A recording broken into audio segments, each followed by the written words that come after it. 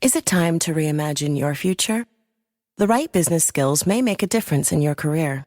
At Capella University, we offer a relevant education that's designed to focus on what you need to know in the business world. We'll teach professional skills to help you pursue your goals, like business management, strategic planning, and effective communication. And you can apply these skills right away. A different future is closer than you think with Capella University. Learn more at capella.edu. Rated T to M. Hey, want to hear a PC Game Pass ad? I'll take your silence as a yes. Want new games on day one like Call of Duty Black Ops 6 or Stalker 2? I thought so. How about unlocking all the League of Legends champions when you link your Riot Games account? All for one low monthly price? Well, guess what? We got you. Learn more at xbox.com/PC Game Pass or click the banner. Stalker 2 available November 20th, 2024. Game catalog varies by region and over time. And that's the end of the script.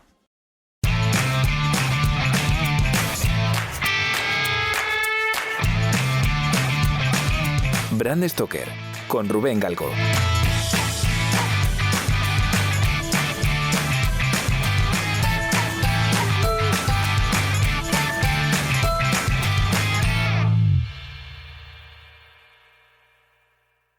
Hola, ¿qué tal? Muy buenas amigas y amigos de Brand Stoker. Bienvenidos una semana más a un nuevo episodio en el que vamos a conocer un poquito mejor a una de las últimas incorporaciones que ha tenido la Asociación Española de Branding, AEBRAND.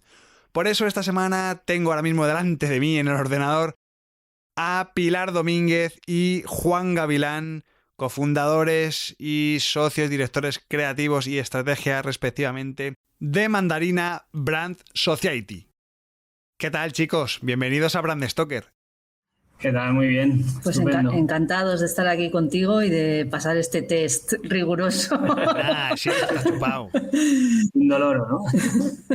Bueno, vamos un poco al meollo del asunto y contadme un poquito cómo os conocéis, cómo nace y cuáles son los primeros pasos que disteis en Mandarina Brand Society. Pues mira, Pilar y yo nos conocimos hace más o menos unos 25 años o algo así aproximadamente, más o menos. Y en un inicio estuvimos compartiendo espacio. En esa época teníamos un estudio, digamos, pequeño, medio freelance y tal. Compartíamos espacio y enseguida, montamos Mandarina Creativos, que es la empresa que tuvimos en una primera etapa durante más de 10 años. Somos una empresa, digamos, tenía una estructura diferente a la que tenemos ahora y hace aproximadamente unos 4 o 5 años emprendimos esta aventura de Mandarina Brand Society, dándole un giro un poco diferente al estudio, ¿no? Y bueno, la verdad es que como empresa las cosas siempre pasan por casualidad, ¿no? Y Pilar y yo nos conocimos por casualidad. Buscando, en la primera época cada uno buscaba un espacio donde montar el estudio y tal, porque estábamos en sitios diferentes y tal, y bueno, una casualidad de la vida, pues fuimos a una reunión de estas un poco locas y absurdas con un montón de gente. Salimos los dos de allí asustados, ¿no? Sin conocernos, y dijimos, oye, mira, nos caímos bien, tomamos un café y hasta hoy, ¿no? Oye, lo de Mandarina me llama mucho la atención. ¿Por qué este naming? Porque normalmente siempre pues intentamos buscar, digo un poco en general, ¿no? Las agencias intentamos buscar pues nombres más ingleses, ¿no? Como más así de corporaciones, no sé, más rimbombantes, ¿no? Pero lo de Mandarina, joder, me ha parecido un nombre muy fresquito, no sé, me llama mucho la atención. ¿Cómo nace este naming? Esa pregunta siempre la hacen. Sí, y la verdad que es el anti-naming, el antiproceso de naming. Pues porque fue un amigo, estábamos ahí en proceso de, cómo nos llamamos, tal, y un amigo se fue de viaje a Italia y nos trajo un packaging de un refresco, una botella de un refresco de Mandarina que le pareció que nos iba a encantar porque tenía un diseño muy chulo. Y cuando lo vimos dijimos, oye, Mandarina, pues suena súper bien, pues venga, Mandarina, o sea, el anti-naming total. No hay ningún proceso sesudo detrás de los que recomendamos a todos nuestros clientes y así estamos con ese nombre desde entonces, porque sí que nos pareció, pues eso, que era un poco loco dentro del sector, que no tenía ningún tipo de aspiración ni de grandilocuencia y que sonaba fresquito y Y así estamos. Sí, ya no nos hemos podido desprender de ella. Le hemos cambiado los apellidos en alguna ocasión, pero seguimos siendo Mandarina. Sí, sí. Jolín, pero eso también es original, porque normalmente siempre pues ponemos consultants o branding o agencia o estudio, pero lo de Society también mola. Sí, lo pensamos, lo del Society lo pensamos porque nos molaba un poco el concepto este de buscar clientes que quisieran ser de este club, ¿no? De alguna forma, de compartir y de entender una forma de trabajar y de ver los proyectos y de hacer un poco piña, tribu, llámalo X, ¿no? Pero sí de seleccionar un poco con quién trabajamos, sobre todo por nuestra parte. No, pues desde luego que queda súper redondito, nunca mejor dicho. Oye, contadme una cosa, porque seguramente haya ahora mismo gente que esté buscando, pues una agencia, una consultora de marca, ¿no? Y que esté escuchando este podcast y necesiten ayuda con esa gestión de su marca o con la creación de su propia marca, ¿no?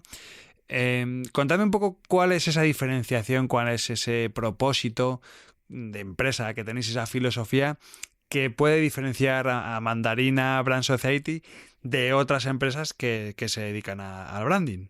Pues yo creo que simplemente por el hecho de enfocar los proyectos desde esta disciplina como es el branding, el principal objetivo y el principal propósito que tenemos siempre es ayudar a nuestros clientes a que sus marcas sean más competitivas, ganen en preferencia, pero hay algo que creo que es como un plus a todo eso, y es que creo que tenemos una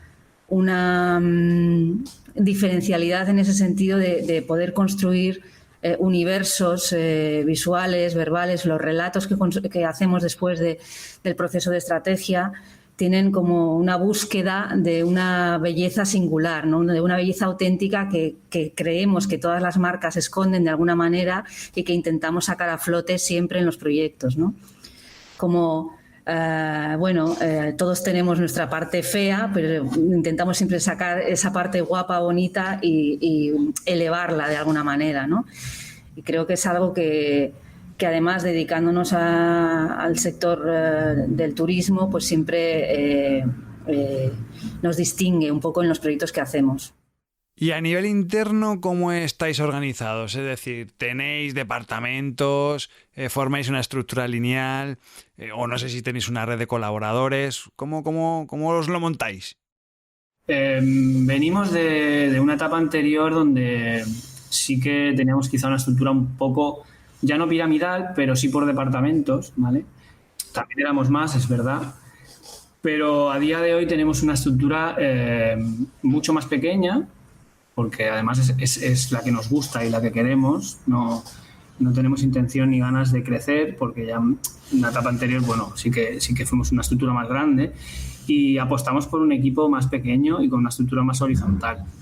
Evidentemente, nos gusta fomentar el trabajo en equipo dentro de lo complejo que a veces es. Pero al final cada persona de manera independiente es súper importante, ¿no? Es una pieza y un engranaje vital en el equipo y todos al final funciona por cada una de las piezas, ¿no? Es una estructura horizontal, pero todo el mundo hace cosas, digamos, diferentes que nos hace crecer como grupo, ¿no? Y al final es la estructura que nos gusta y con la que confiamos y creemos que sacamos mejor los proyectos adelante, porque estamos también hacemos un poco más de piña y estamos más comunicados entre nosotros. Y cada proyecto, no todos, pero gran mayoría de los proyectos que hacemos, cuando digamos ya no son tareas o evolutivos dentro de algunos proyectos, ¿no?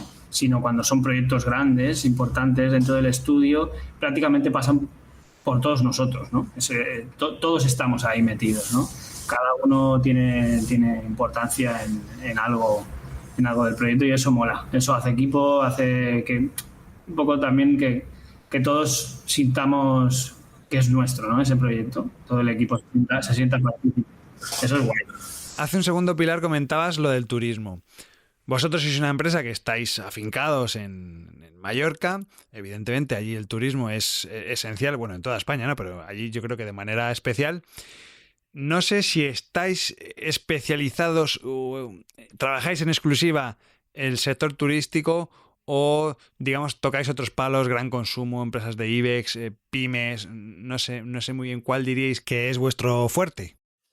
Pues efectivamente estamos, la base la tenemos aquí en Mallorca, aunque trabajamos por toda España, incluso también por Europa. Y sí, claro, aquí la industria predominante es la industria turística. Entonces, también es la industria que está más desarrollada y que tiene más expertise en casi todas las áreas. Y es inevitable acabar trabajando para el sector turístico cuando arrancas, ¿no? De alguna manera. Pero creo que eso nos ha hecho poder ganar una experiencia brutal en este sector. Hemos tenido la suerte de poder trabajar para grandes hoteleras, pequeñas hoteleras, agencias, operadoras, entonces hoteles independientes que no tienen nada que ver con una gran hotelera. Entonces, al final, todo eso te da, administraciones también, y todo eso te da una riqueza de conocimiento del sector, una riqueza de matices que a la hora de afrontar los proyectos es súper interesante y que nos ayuda a posicionarnos a nosotros mismos como expertos en ese sector, ¿no? Entonces, decidimos en un momento dado que esto que aquí era la norma, fuera se podía vender mucho mejor y además de forma diferencial, y en eso estamos, ¿no?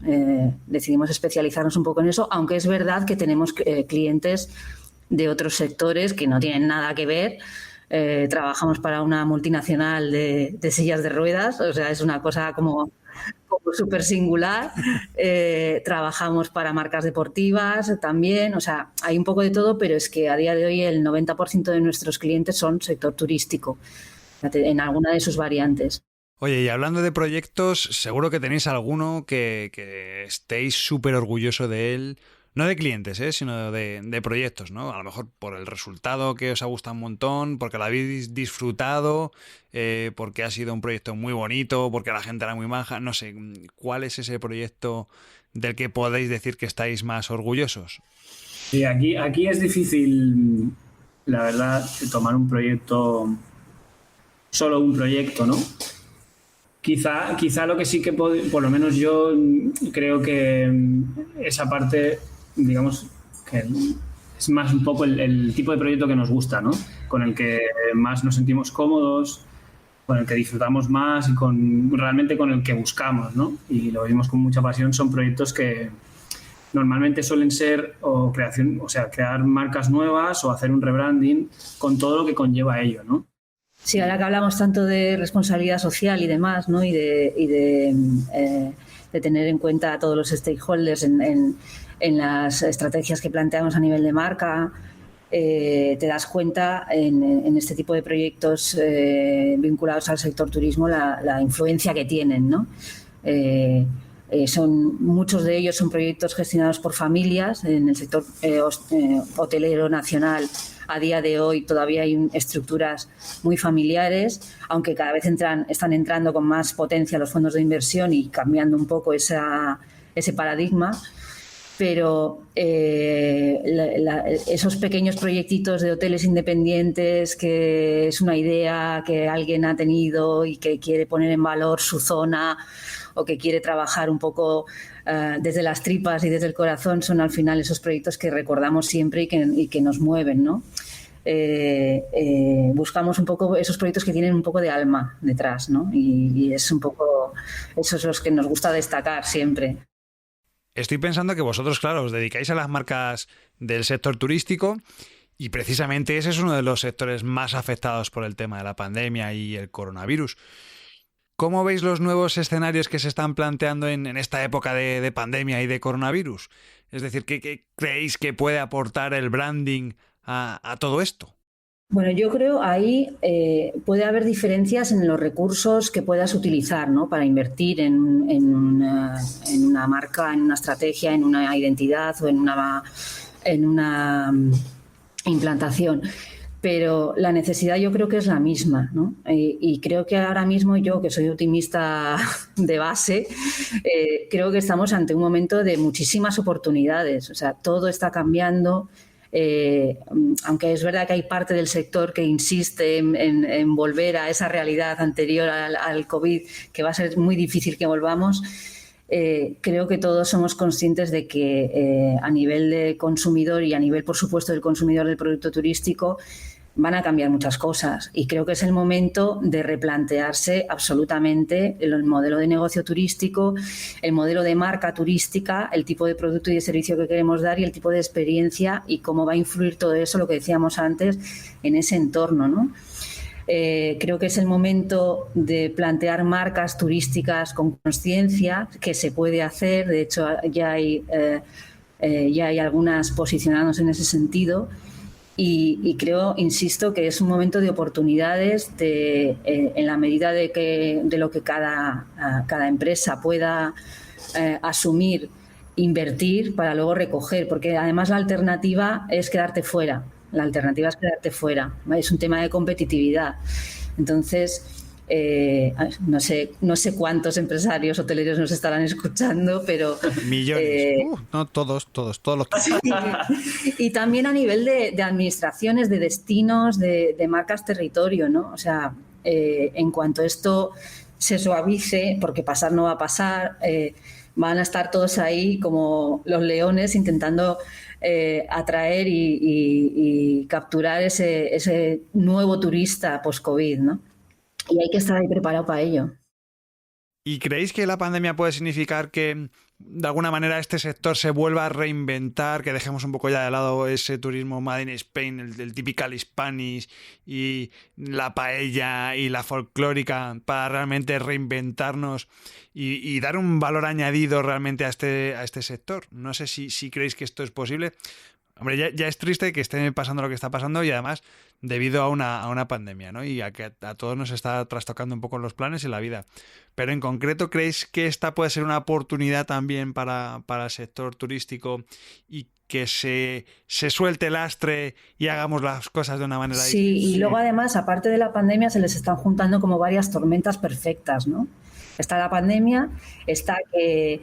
a raíz precisamente de la pandemia, muchos hoteleros se están deshaciendo de unidades de negocio, de hoteles, que están comprando fondos de inversión, con lo cual los modelos de gestión están cambiando. Mucha planta hotelera va a pasar a ser propiedad de fondos de inversión extranjeros.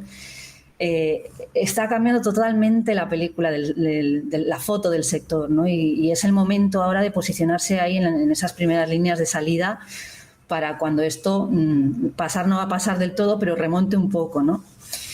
Y hay que, creo que es de verdad un momento de oportunidades, de estrujarse un poco la neurona, de pensar en qué vamos a necesitar como turistas y como consumidores turísticos después de esto, y en plantear conexiones y oportunidades para ello.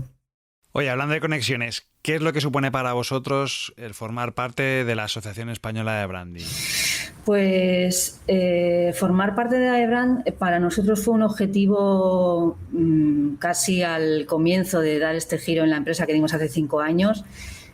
Al principio entré yo sola como socio profesional, un poco para ver cómo funcionaba el tema, y al siguiente año ya decidimos entrar como agencia, porque nos parece que primero que hay que estar, hay que hacer piña, hay que trabajar por difundir lo que es el branding en las empresas, que todavía queda mucho por hacer. Hay que hacer mucha cultura de branding, hay que explicarles a los directivos, a los líderes de las empresas, a los comités de dirección, para qué sirve tener una marca fuerte, consolidada, que te diferencia en el mercado. Y creo que AEBRAND es necesaria para hacer un poco esa piña a nivel de empresas, generar estándares que ahora mismo, estándares y protocolos, que ahora mismo es un sector que es relativamente nuevo. Bueno, digo relativamente porque ahora tenemos todos en boca lo del branding y cualquiera levanta la mano y dice que hace branding. Coaching, ¿no? Es como la palabra de moda. Sí, es como el palabra de moda. Entonces creo que tiene que haber alguien ahí, que en este caso me parece que es AEBRAND, un poco para aglutinar todo ese esfuerzo y darle visibilidad a nuestra disciplina de forma ordenada, digamos, ¿no? Entonces creo que AEBRAND, que al principio tenía un poco este aire de donde solo entraban las agencias grandes, y ahora estamos entrando a agencias mucho más pequeñas, y del extrarradio, el branding de provincias, como digo yo, pues me parece que es la manera, ¿no?, de que todos tengamos un sitio en el que estar representados como agencias y como empresas, y que defendamos un poco una forma de trabajar el branding.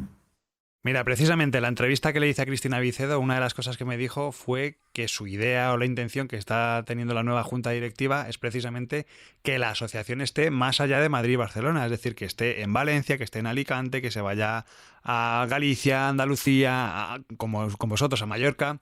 O sea, al final es una manera de democratizar. Si es que realmente, si no hace falta prácticamente ni una oficina, si quieres, en un caso extremo, ni mucho menos tiene por qué estar en Madrid o en Barcelona. Si es que puedes estar trabajando desde Cádiz para Singapur, o desde, yo qué sé, desde Loeches a cualquier gran multinacional que esté en Holanda, Estados Unidos. Quiere decir que al final es que creo que es una manera de adaptarnos a los tiempos, ¿no? Y también de deslocalizar, ¿no? Es algo que además es que está deslocalizado, porque hay mucha gente como vosotros, por ejemplo, que están haciendo las cosas súper bien y fuera de esos dos centros neurálgicos.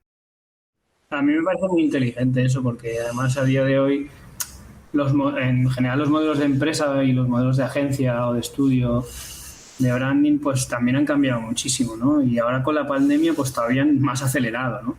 Hoy en día no necesariamente tiene que estar físicamente una agencia en una capital como Madrid o Barcelona, puede estar en cualquier lugar de España y desarrollar su trabajo por igual, ¿no? Así que yo creo que está guay, es inteligente abrirse un poco, ¿no?, a eso, abrir un poco más la mente y contar con todos, pues un poco por lo que dice Pilar, ¿no? También agrupar, que eso seguro que enriquece mucho. También creo que va a ser interesante ver cómo después de estos, espero que se fomenten también las colaboraciones, la cooperación también entre las agencias, ¿no?, que a veces es un poco como hasta aquí y de aquí no pasas y tal, ¿no? Es siempre con esos miedos de compartir, ¿no? Y creo que esta crisis nos va a obligar de alguna forma a colaborar y a trabajar juntos a veces, porque no puedes tener toda la estructura a lo mejor que quisieras interna, y tienes que contar con gente para apoyarte para hacer determinados proyectos, y creo que eso va a hacer que los proyectos sean más ricos y mejores, ¿no? Y creo que, yo ya te digo, soy optimista, pero creo que todos son oportunidades para hacer cosas a mejor. No, y es que además yo creo que el cliente esto lo ve ya con buenos ojos. Yo creo que ya hemos pasado esa época de que el cliente quería que todo se lo hiciese una superagencia. No, al final esto yo creo que te da un poco bueno, te da credibilidad, porque al final si tú en un proyecto lo pones encima de la mesa y dices que vas a ir con este profesional, con este otro estudio y con aquel freelance, al final tú lo que estás dando, bueno, te estás poniendo un poco como experto, ¿no? Porque tú has detectado el talento en otros y se lo has puesto a tu cliente en bandeja. En definitiva, al final le estás ayudando y te estás poniendo de su lado, ¿no? Y yo, por mi experiencia, lo que me he encontrado siempre es que el cliente lo percibe muy bien, lo percibe con buenos ojos, ¿no? Y yo creo que por experiencia propia, AEBRAND está facilitando este tipo de sinergias, ¿no? O sea, que yo he colaborado con varias empresas de AEBRAND, con varios socios, otros socios han colaborado conmigo.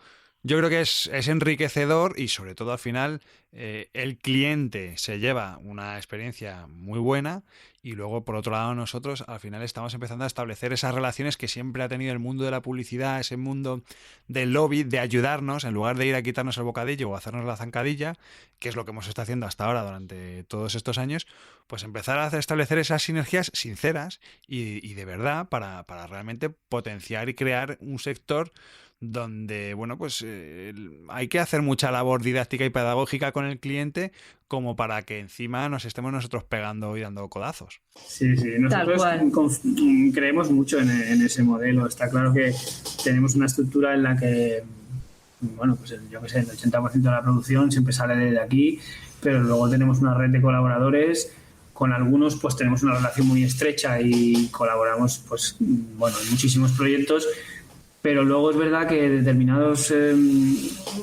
servicios o tal de las que hacemos nos encanta pues decidir con qué proyecto encaja mejor un colaborador o otro, ¿no? Y buscar a aquel colaborador que creas que el proyecto se va a enriquecer de verdad y no por el hecho de lo que tú dices de que económicamente te vaya a venir bien trabajar con este o el otro o el de la moto y hacerlo con el que de verdad crees que el proyecto va a ser mejor, va a quedar mejor y se va a enriquecer más, ¿no? Y eso es guay y además nos encanta, lo hacemos y confiamos en ello y además sale bien y el cliente está contento y es en ser transparentes. Siempre cuando, bueno, pues eso, haces una presentación en ese momento en el que pues explicas al cliente cómo lo vas a desarrollar y con quién cuentas y tal, pues somos muy transparentes y al final el cliente lo valora, ¿eh? Al principio nos costaba, teníamos un poco ese miedo, ¿no? Decir, bueno, a lo mejor lo ven como me va a costar más pasta, ¿no? Lo típico, ¿no? Piensas eso primero, ¿no? Pero qué va, al final el cliente lo agradece, ¿eh?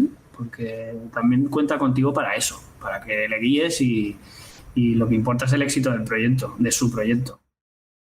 En los 5 años que lleváis con Mandarina Brand Society y los 10 años anteriores en los que estabais trabajando juntos, estoy convencido de que habéis tenido que tener más de una anécdota, curiosidades, algún chascarrillo que os haya pasado con algún cliente que nos podáis contar. No sé, contadme algo así graciosillo para ir cerrando. Más que graciosas, emocionantes, ¿no? Porque siempre digo que tenemos la suerte de dedicarnos a algo que le ayuda a la gente a cambiar la percepción que tienen de su propio trabajo y de lo que hacen, ¿no? Como empresa, ¿no? Y es un denominador común muchas veces en las presentaciones, sobre todo de la parte de estrategia, y cuando defines un poco cuál va a ser al final llegas a un manifiesto y a un claim y un poco ese posicionamiento que va a tener esa marca o a raíz del rebranding o lo que sea. A veces nos ha pasado que lloran. O sea, qué grande, ¿no? Te lo digo, o sea, emoción en el sentido de que se ven a sí mismos capaces, se dan cuenta de sus propias posibilidades, ¿no? Y es algo que es alucinante. Luego, además, cuando lo transmitimos al resto del equipo, a los empleados y tal, es una pasada el empoderamiento que se da ahí, ¿no? O sea, eso que decimos que las marcas empiezan en casa y que la cultura interna y tal, es increíble cómo a nosotros nos sigue... Bueno, es que te lo estoy contando y se me pone el pelo de punta porque te lo juro que hemos visto consejos de dirección con la lagrimita colgando y decir, joder, es que habéis dado en el clavo, es que nos sentimos eso, no lo sabíamos poner en verbalizar, ni poner en palabras, ni tal. Y es como que les abres un horizonte nuevo de posibilidades, de creer que pueden hacer algo, ¿no? Y tuvimos un proyecto en concreto de una empresa que estaba pasando un bache a nivel de reputación. Decidieron cambiar la marca porque no querían arrastrar más ese problema y tal.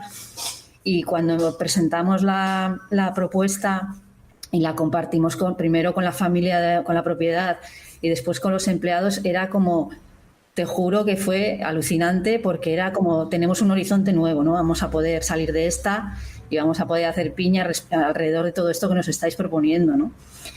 Y eso, a día de hoy, a mí me sigue, personalmente a mí me sigue emocionando muchísimo porque te das cuenta del poder de verdad que tiene la marca como motor de cambio, ¿no? Y como motor de aceleración de procesos, de pila interna, el peso de la cultura, el peso de, en fin, lo que digo que es una pasada y a día de hoy, y nos pasa mucho esto, porque también nos dedicamos a un sector donde la parte experiencial es muy importante, con lo cual siempre acabas tocando un poco esa fibra, ¿no? Y al final son familias enteras, generaciones enteras dedicadas a la hospitalidad, a servir, a recibir y todo eso, sintetizarlo y darle también, recoger esa herencia y darle alas para que les acompañe en el proyecto de futuro, es que les flipa y les emociona funciona, te lo digo de verdad. Qué bueno, me encanta. Sí, qué bueno, sí señor. Bueno chicos, pues hemos llegado al final de este episodio de Bram Stoker y ya sabéis que normalmente siempre les suelo pedir al entrevistado pues alguna recomendación de algún libro, alguna página web, algún newsletter, alguna cuenta de alguien a quien siga. Me parece interesante que al final pues que podamos compartir un poco de dónde bebemos cada uno, ¿no? Y tener esas fuentes ahí un poco en común, sobre todo para la gente que escuche el podcast, ¿no? Porque yo creo que también es interesante el ver dónde vosotros encontráis inspiración, ¿no? Entonces no sé si habéis podido hacer los deberes que siempre pido al cliente, al entrevistado, y habéis traído algún tipo de recomendación para Bram Stoker. Bueno, desde los clásicos de Wally Ollins y demás, pasando por Javier Velilla de Comuniza, que esa edición súper ligerita que la llevas siempre en el bolso y que la vas consultando de vez en cuando. Por supuesto, Branzai, creo que ha democratizado el conocimiento a nivel de estrategia, lo ha acercado a todo el mundo y creo que han hecho una gran labor. Comuniza también, me parece que generan un contenido técnico muy bueno. Brandemia. Luego tengo dos debilidades. Una es Juanjo Brizuela, que tiene un blog delicioso que se llama Equilicua y que me parece una pasada el sentido común que aplica a todo lo que escribe y que siempre te hace pensar de alguna forma. Y Calvo con Barba, que aunque no es estrictamente de branding, pero también le tengo que reconocer una gran habilidad, que es la de poner en expresiones muy sencillas conceptos complejos, ¿no? Que al final creo que también está haciendo mucho por divulgar temas de branding y de marketing que de otra manera se quedan en el tintero. Y respecto a libros, más que de branding, a mí personalmente me gusta leer. Últimamente me ha dado mucho por los ensayos, porque creo que necesitamos, más en esta profesión, como tener una foto de lo que está pasando a nivel global, ¿no? Salir un poco de la especialización y tener un enfoque como más humanista para luego poder reenfocar, ¿no? hacia los proyectos. Y en ese sentido, pues últimamente me quedo con 4 futuros de Peter Freyes, que me parece que es un ensayo delicioso, que casi es ciencia ficción, creo que lo edita Blackie Books, y que trabaja sobre los pivotes de sostenibilidad, lucha de clases, tecnología, que van a vertebrar un poco el futuro que nos viene, ¿no? Yo te lo recomiendo porque se lee además súper fácil y te da muchas pistas para luego aplicar, ¿no? en los proyectos, en entender un poco el mundo que nos rodea, que creo que es básico en el trabajo que hacemos. Y también te recomiendo Manual para vivir en la era de la incertidumbre, de Garribel Walker. ¡Ostras! Que está escrito hace 2 años, o 3 ya casi, pero que me parece que hay que leerlo porque tiene muchas claves a nivel global. Él ha vivido mucho, bueno, creo que su madre es era estadounidense, ha vivido mucho tiempo en Estados Unidos y desde ese prisma el análisis que hace de la realidad económica, social, política, global es brutal. Y tengo pendiente En defensa de la ilustración, de Pinker, que creo que también me gustará, pero ahí lo tengo en la mesita de noche. Jolín, qué bien, que de cuánta recomendación. Sí. Bueno, pues Pilar Domínguez, Juan Gavilán, socios y fundadores de Mandarina Brand Society. Bueno, muchísimas gracias por venir a Bram Stoker, muchísimas gracias por esta charla tan rica, ¿no? Y tan interesante, ¿no? Porque además de conocer un poquito más a vuestra empresa, pues también hemos conocido un poquito mejor cómo está el sector del turismo, ¿no? Y sobre todo de esas pequeñas empresas que como que no cuentan, ¿no? Que siempre nos fijamos en estas grandes marcas, ¿no? Estas grandes cadenas hoteleras, ¿no? Y al final, pues este tipo de empresitas también constituyen ese tejido turístico español y nada más, que lo he dicho, un placer. Igualmente, a ti, Rubén. Muchas gracias por la oportunidad y por el rato de la charleta, que siempre va guay, y por conocernos un poquito. Y a ver si nos vemos pronto. Sí, seguro, y unas cervezas o algo, a ver. Hoy sí, por favor. Muchísimas gracias, chicos. A ti, Chao. un saludo. Venga, chao. Hasta luego.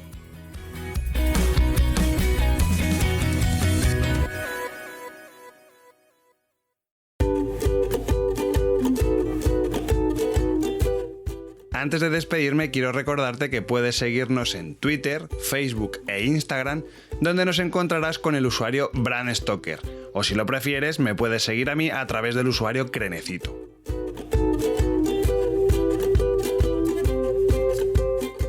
Este podcast es una iniciativa de Bram Stoker, el estudio especializado en creación y gestión de marcas de Rubén Galgo. Si lideras una empresa o eres la persona responsable de crear o rediseñar la marca de tu compañía, no dudes en ponerte en contacto con nosotros. Búscanos en nuestra web, bramstoker.com.